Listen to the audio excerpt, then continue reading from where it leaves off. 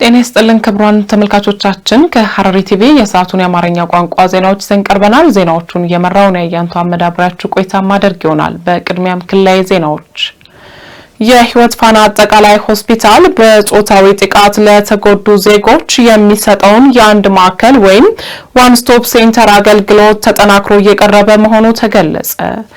ከፌደራል ጤና ሚኒስቴር የተውጣጡ ከፍተኛና መካከለኛ አመራሮች በሆስፒታሉ ያለውን የአገልግሎት አሰጣጥ በቦታው ተገኝተው ተመልክተዋል። ዘገባው የአብስራ አሰግድ ነው። ናርዶስ ዳምጤ በዝርዝር ታቀርበዋለች። ከፌደራል ጤና ሚኒስቴር የተውጣጡ ከፍተኛና መካከለኛ አመራሮች በሆስፒታሉ ያለውን የአገልግሎት አሰጣጥ በቦታው ተገኝተው ተመልክተዋል። በመልከታው ወቅት የጤና ሚኒስቴር ዋና ስራ አስኪያጅ ዶክተር አስናቀ ዋቅጅራ እንደገለጹት ማዕከሉ በጾታዊ ጥቃት ለተጎዱ ህጻናት፣ ወጣቶች፣ ሴቶችና ወንዶች ፈጣንና የተቀናጀ የህክምና፣ የስነ ልቦና እንዲሁም ማህበራዊ ድጋፍ ለመስጠት የተቋቋመ ሲሆን በአሁኑ ወቅትም አበረታታች ውጤት እያሳየ ይገኛልን ብለዋል። ይህ የአንድ ማዕከል አገልግሎት በሴቶችና ማህበራዊ ጉዳይ ዘርፍ ከሚከናወኑ ዋና ተግባራት አንዱ መሆኑን የጠቀሱት ዶክተር አስናቀ በአሁኑ ወቅት በጤና ሚኒስቴርና በክልል ጤና ቢሮዎች አማካኝነት በስፋት እየተተገበረ ያለ ትልቅ ፕሮግራም መሆኑንም አስገንዝበዋል። ለዚህም ስኬት የሴቶችና ማህበራዊ ጉዳይ ሚኒስቴር ከፍትህ ሚኒስቴር ጋር በጋራ እንዲሁም ከክልሎች ጋር በቴክኒክ ኮሚቴ ተደራጅቶ በትኩረት እየተሰራ መሆኑንም ጠቁመዋል። ማዕከሉ ከተጎጂዎች የህክምናና የስነ ልቦና እገዛ ባለፈ በኢኮኖሚ ደካማ የሆኑ ተጎጂዎች ራሳቸውን ችለው ወደ መደበኛ ህይወታቸው እንዲመለሱ ለማድረግ የማቋቋሚያ ድጋፍ እየሰጠ እንደሚገኝም ገልጸዋል። አገልግሎቱ ሙሉ በሙሉ ከክፍያ ነፃ ከመሆኑም በላይ ለተገልጋዮች የምግብ አቅርቦት ጭምር እያቀረበ መሆኑ በመልከታው ተረጋግጧል። ዶክተር አስናቀ አክለውም እስካሁን የተጀመሩት ስራዎችን የሚበረታቱ ቢሆንም እየተገነባ ያለው ህንጻ ሙሉ በሙሉ ተጠናቆ ለህፃናት፣ ለአዋቂዎች፣ ለሴቶችና ለወንዶች የተለያዩ የመኝታና የህክምና ክፍሎች ሲደራጁ አገልግሎቱ ይበልጥ ውጤታማ እንደሚሆንም አስረድተዋል። ለስራው መሳካት የጤና ባለሙያዎች ያሳዩት ተነሳሽነትና ቁርጠኝነት እንዲሁም የክልሉ የጤና ቢሮ የሚያደርገው ትብብር ከፍተኛ መሆኑን የተጠቀሰ ሲሆን በቀጣይም ተጨማሪ የአቅርቦትና የቴክኒክ ድጋፎችን በማጠናከር አገልግሎቱን ይበልጥ ተደራሽ ለማድረግ እንደሚሰራም ተገልጿል። መረጃን በአግባቡ መያዝና መጠቀም ለጤና ውሳኔ አሰጣጥ ሚናው የጎላ መሆኑን የሐረሪ ክልል ጤና ቢሮ ገለጸ። የሐረሪ ክልል ጤና ቢሮ በመረጃ አያያዝና ሪፖርት አደራረግ ዙሪያ ከጤና ሚኒስቴር ከመጡ አመራሮችና ባለሙያዎች ጋር ውይይት አካሂዷል። ተጨማሪ ያለን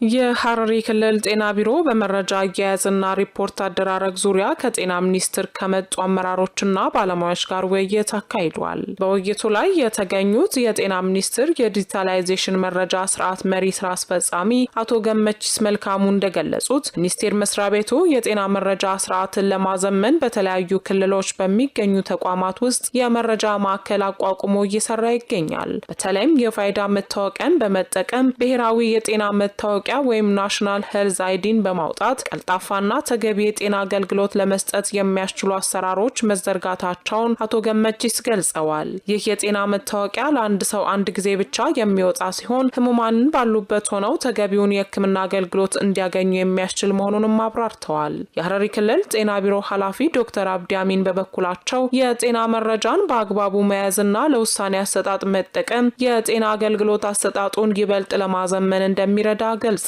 በመሆኑም የጤና ተቋማት የሚዘረጉ አዳዲስ የመረጃ አያያዝና አጠቃቀም ስርዓቶችን በአግባቡ ተግባራዊ ማድረግ እንዳለባቸው አሳስበዋል። በመድረኩ ማጠቃለያ ላይ የውይይቱ ተሳታፊዎች በክልሉ የተገነባውን የጤና መረጃ አያያዝና ማደራጃ ማዕከል የስራ እንቅስቃሴን ጎብኝተዋል። ኤጀንሲ ሁሉንም የኩነት ምዝገባ በዲጂታል አሰራር እያከናወነ መሆኑን የሐረሪ ክልል ወሳኝ ኩነት ኤጀንሲ ገለጸ። በ2018 በጀት ዓመትም በአጠቃላይ ከ15000 በላይ ኩነቶች የዲጂታል ምዝገባ መከናወን መቻሉን ተጠቁሟል። ሲሳይ ዘሪሁን ተጨማሪ ያለው በሐረሪ ክልል በ2018 በጀት ዓመት ሁሉንም የኩነት ምዝገባዎች በዲጂታል አሰራር የመዘገበ መሆኑን የሐረሪ ክልል ወሳኝ ኩነት ኤጀንሲ አስታውቋል። ኤጀንሲው በ2018 በጀት ዓመት በአጠቃላይ ከ15000 በላይ ኩነቶች የዲጂታል ምዝገባ ማከናወኑን ተናግረዋል። የኤጀንሲው ኃላፊ አቶ ሳዳም መሐመድ እንደገለጹት ሁሉንም የኩነት ምዝገባዎች ሙሉ በሙሉ በዲጂታል አሰራር ያከናወነ እንደሚገኝ ተናግረዋል። ኃላፊው አክለውም ኤጀንሲው በሁሉም ወረዳዎችና የጤና ተቋማት የዲጂታል ኩነቶችን ምዝገባዎችን ተግባራዊ ማድረግ ተችሏል ነው ያሉት። በ2018 በጀት ዓመት በአጠቃላይ ከ15000 በላይ ሁነቶችን የዲጂታል ምዝገባ ማከናወኑን ጠቁመዋል። ኤጀንሲው ከወረዳዎች በተጨማሪ በጤና ተቋማት የልደትና ሞት ምዝገባን ጨምሮ በአንድ ማዕከል እያከናወነ እንደሚገኝም አክለዋል። ምዝገባው ሙሉ ለሙሉ በዲጂታል የተደገፈ መሆኑ የተጣራ የጤናና ሌሎች መረጃዎችን ለማግኘትም ያስችላል ብለዋል።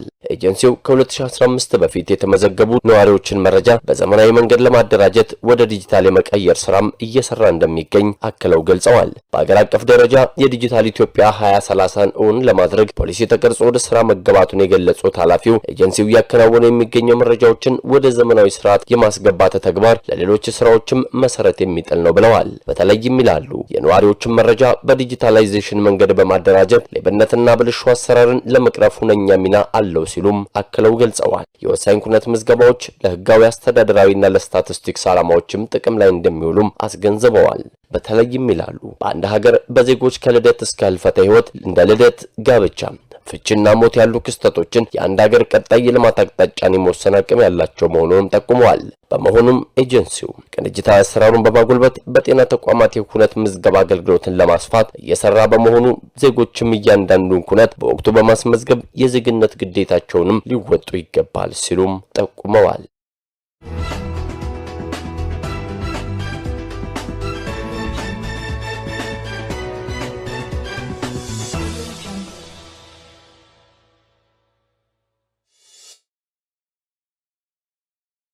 ጤና ይስጥልን ክቡራን ተመልካቾቻችን፣ ከሐረሪ ቲቪ ዜናዎቻችን ወደ እናንተ መድረሳቸውን እንደቀጠሉ ናቸው። ወደ ሀገር አቀፍ ዘገባዎች ስናልፍ የ2018 የትምህርት ዘመን የ12ኛ ክፍል ማጠናቀቂያ ሀገር አቀፍ ፈተና በዛሬው ዕለት መስጠት ተጀምሯል። በሌላ ዜና ኢትዮጵያን ከካርበን ግብይት ተጠቃሚ ለማድረግ የአረንጓዴ አሻራ መርሃ ግብር ትልቅ አስተዋጽኦ እያበረከተ ነው ሲል የግብርና ሚኒስቴር ገለጸ።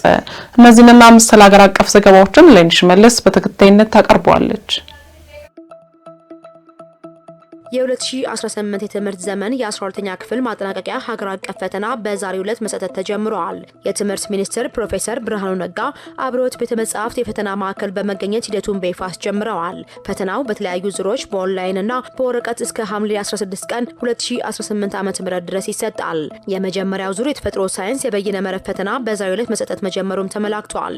ባለፈው ዓመት 25 በመቶ ብቻ የነበረው የበይነ መረብ የፈተና አሰጣጥ በዚህ ዓመት 62 በመቶ ማድረስ መቻሉ የተገለጸ ሲሆን በሚቀጥለው ዓመት ሙሉ በሙሉ በበይነ መረብ ለመስጠት እየተሰራ መሆኑን ሚኒስትሩ አብራርተዋል። ዘንድሮ 563501 ተማሪዎች በ607 የፈተና ማዕከላት ውስጥ የሚፈተኑ ሲሆን ፈተናው በ6 ዙር እንደሚሰጥም ተጠቁመዋል። ከነዚህ ውስጥ 306456 የተፈጥሮ ሳይንስ እንዲሁም 257045 የማህበራዊ ሳይንስ ተፈታኞች ናቸው።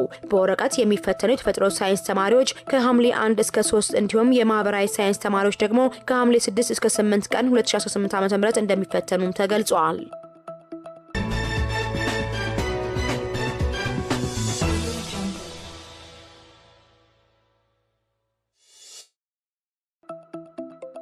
ኢትዮጵያን ከካርበን ግብይት ተጠቃሚ ለማድረግ የአረንጓዴ አሻራ መርሃ ግብር ትልቅ አስተዋጽኦ እያበረከተ ነው ሲል የግብርና ሚኒስቴር ገልጿል። ኢትዮጵያ የዓለም አቀፍ የካርበን ግብይት ተሳታፊና ተጠቃሚ እንድትሆን በሚያስችሉ አሰራሮች ዙሪያ ውይይት ተካሂዷል። የግብርና ሚኒስትር ዴኤታ ፕሮፌሰር ኢያሱ ኤልያስ በዚህ ወቅት እንዳሉት የአረንጓዴ ኢኮኖሚ ግብን ለማሳካት የአረንጓዴ አሻራ መርሃ ግብር ትልቅ ውጤት እያመጣ ነው። ይህም ኢትዮጵያ ለአየር ንብረት ለውጥ እያደረገች ባለው አስተዋጽኦ የካርበን ግብይትን እንድትላቀቅና ተጠቃሚ እንድትሆን የሚያስችል ነው ብለዋል። የፕላንና ልማት ሚኒስትር ዴኤታ አቶ ስዩም መኮንን በበኩላቸው የካርበን ግብይትን ተግባራዊ ለማድረግ ዘላቂ የአረንጓዴ ልማት ስትራቴጂ መዘጋጀቱን ገልጸዋል። ኢትዮጵያ ከካርበን ግብይት ተጠቃሚ ለመሆን የሕግ መሰረት እንዲኖራት ለማድረግ አዋጁ መዘጋጀቱን አመልክተዋል። የካርበን ግብይት ለግብርና አጋዥ እንዲሆን በትኩረት ሊሰራ ይገባል ያሉት ደግሞ የኢትዮጵያ ግብርና ትራንስፎርሜሽን ኢንስቲትዩት ዋና ዳይሬክተር ዶክተር ማንደፍሮ ንጉሴ ናቸው።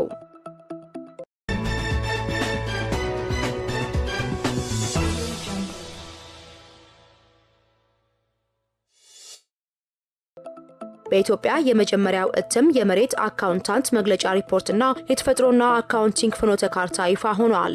የፕላንና ልማት ሚኒስቴር ከዓለም ባንክና እንዲሁም የተለያዩ ባለድርሻ አካላት ጋር በመሆን ያዘጋጀው የፍኖተ ካርታ ውሃ፣ ካርበን፣ ስነ ምህዳርና ሌሎች የተፈጥሮ ሀብቶችን ለመመዝገብ ያስችላል። የፕላንና ልማት ሚኒስትር ዴኤታ በረከት ፍስሐጽዮን ፍኖተ ካርታው ከሀገር በቀል ኢኮኖሚ ተያይዞ የሚተገበር መሆኑን ተናግረዋል። በዚህም የተፈጥሮ ሀብቶችን መመዝገብ እንደሚቻል ጠቅሰው በሀገር አቀፍ ደረጃ ያለው የመሬት መረጃ አመዘጋገብ አቅም እንዲጠናከር ያደርጋልም ነው ያሉት። ሀገራዊ ፕላን የበጀትና ስታቲስቲክስ ስርዓት ውስጥ ለማካተት የሚያስችል ስትራቴጂካዊ መመሪያ መሆኑንም አመልክተዋል። የዓለም ባንክ ኦፕሬሽን ማናጀር የሆኑት ጁሊያን ቪክቶር በበኩላቸው ፍኖተ ካርታው በመሬት ላይ ያለውን የሀብት አመዘጋገብ ሂደት የሚያዘምን እንደሆነም ገልጸዋል። መሬት ሁሉንም አጠቃሎ የያዘ ሀብት በመሆኑ የአመዘጋገብ ስርዓትን በማዘመን እድገትን ማሳለጥ ያስፈልጋል ብለዋል።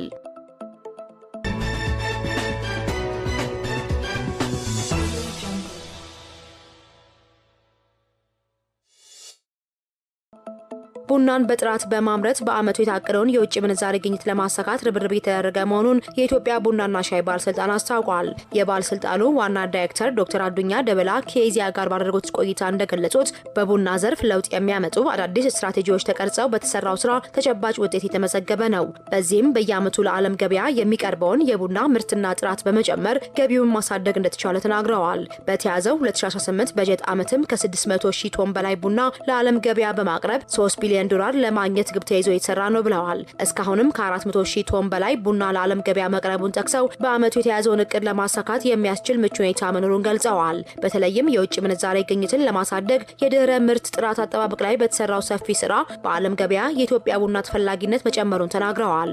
የቡና ጥራትና ምርታማነትን የሚያሻሽሉ ቴክኖሎጂዎችን በመተግበርና በክልሎች ላይ ያሉ ተሞክሮችን በማስፋት በቀጣይም ዘርፉ በኢኮኖሚው ላይ የተጫወተ ያለውን ሚና የማሳደግ ስራ በትኩረት እንደሚከናወን ገልጸዋል።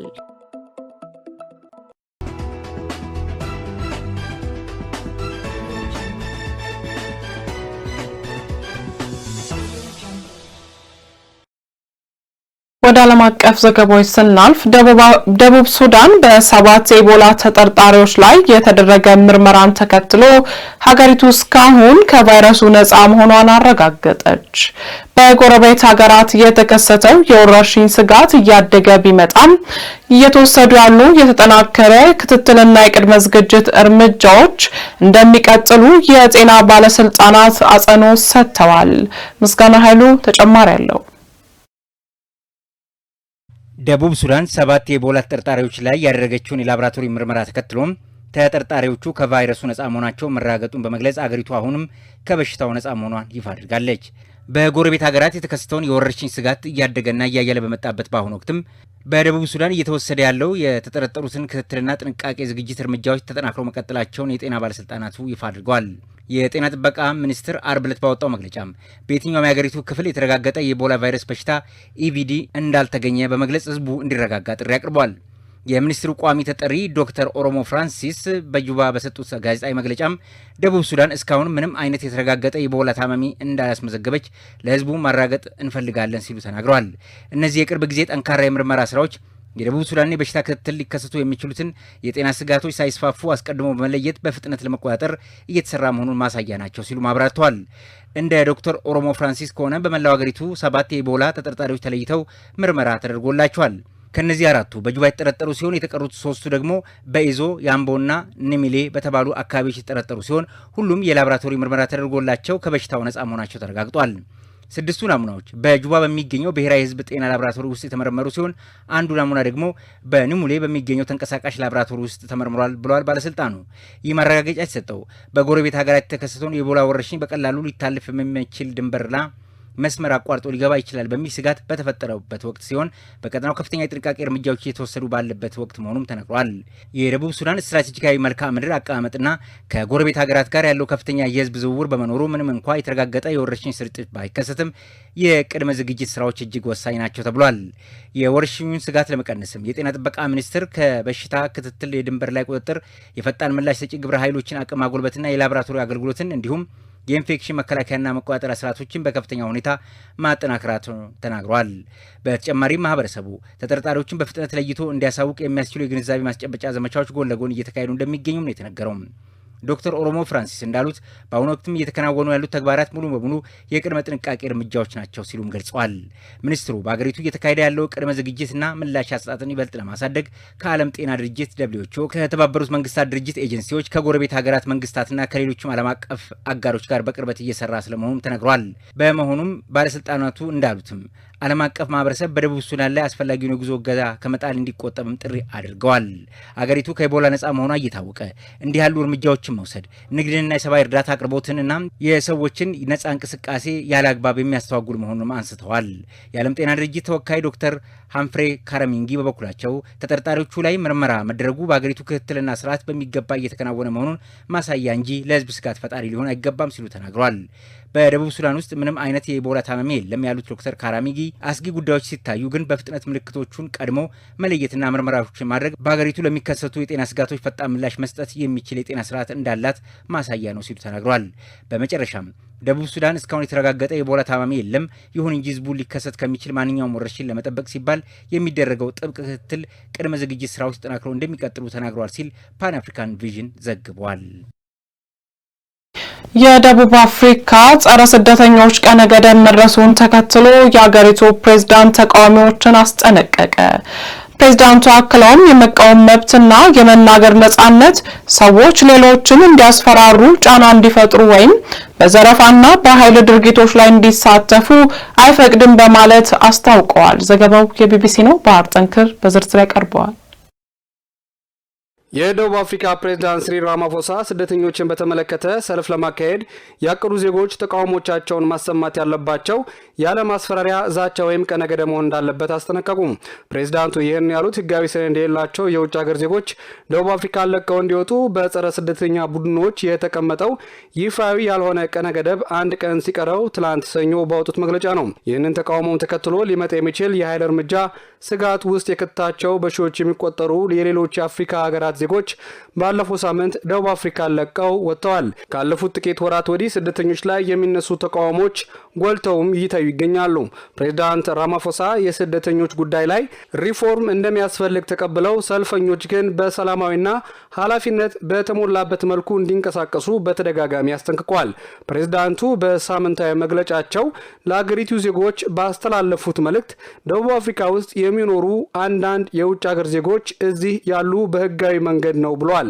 ይሰራሉ፣ ይማራሉ፣ ቤተሰብ ያስተዳድራሉ፣ በኢኮኖሚያችን ላይም ኢንቨስት ያደርጋሉ፣ እንዲሁም ለማህበረሰባችን አዎንታዊ አስተዋጽኦ ያበረክታሉ።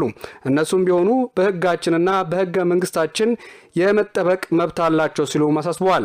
ፕሬዝዳንቱ አክለውም የመቃወም መብትና የመናገር ነጻነት ሰዎች ሌሎችን እንዲያስፈራሩ፣ ጫና እንዲፈጥሩም ወይም በዘረፋና በኃይል ድርጊቶች ላይ እንዲሳተፉ አይፈቅድም በማለትም ጽፈዋል። ክቡራን ተመልካቾቻችን ከሐረሪ ቲቪ ለሰዓቱ የነበሩን የአማርኛ ቋንቋ ዜናዎቻችን የተከታተላችሁትን ይመስል ነበር። ከቀሪ የሐረሪ ቲቪ መሰናዶዎች ጋር መልካም ቆይታ